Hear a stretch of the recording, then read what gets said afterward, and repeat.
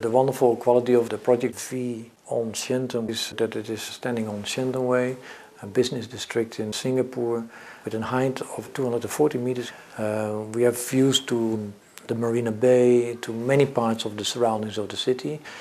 Especially the residents are higher, and the idea is that you would have within the penthouse, but also in the lower apartments, you have always fantastic views.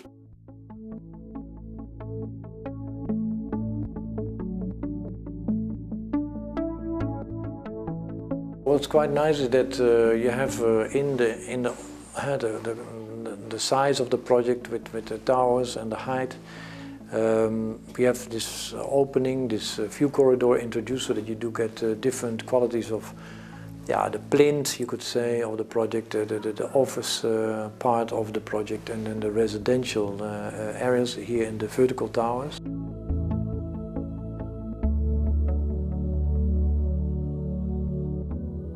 So if you talk about the entrance towards the project, Shenton Way, if you have then the infrastructure of it and the movement and the way how the line of the road is picked up by the line of the facade and the texture of the facade, then the sculptural quality of the facade is held up by this line and frames it.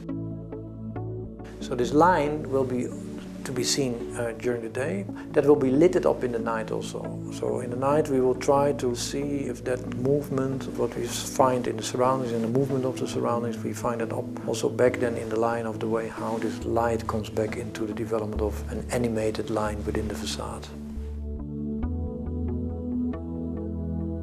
Because we have so many apartments and so many nice type of apartments, the quality is that we have with this introduced some public areas, so we have these fantastic sky gardens, so green zones within the top and the middle part of the building and also in the lower part, whereby we could introduce areas where the residents could share the view of the city, the green, the leisure quality of the location.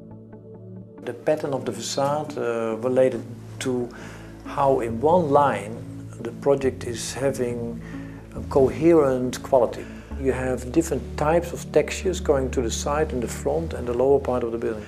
A public entrance zone in the lower part. Then we have the parking area. Then you have the offices and the residential area and the sky garden. That all these different functions do have different textures. And sometimes they might relate to a glass facade moving in and outwards. But on the side there is always a lighting element coming up with a different color, so that the texture would be even more emphasized. And on the residential side we have these fantastic, more open, volumetric balconies, whereby you create quite deep texture in the total volume of the building. So then there are altogether maybe 4 to 5 different textures in this whole project to be found. What is nice when you're entering the building, then there is this wayfinding element to be found in the ceiling of the project, whereby the lines of the ceiling, like the line in the facade, picks up a way of how you can find where the elevator and the counter within the building are. And it's very inviting, especially with the higher V columns we have at the entrance there. The way how we combine it with public zone and a walk area on the front of the lobby area, what is protected, is all connected to the entrance towards the interior of the building. There are not only different functions to be found in this project, but it's also having, of course, an incredible presence within the whole organization of the city. So it is a very public project in a way. We see it more as a sculptural object.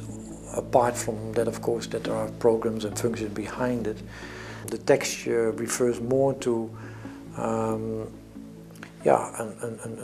way of how we can dress the future within buildings than only purely to the function of the building alone.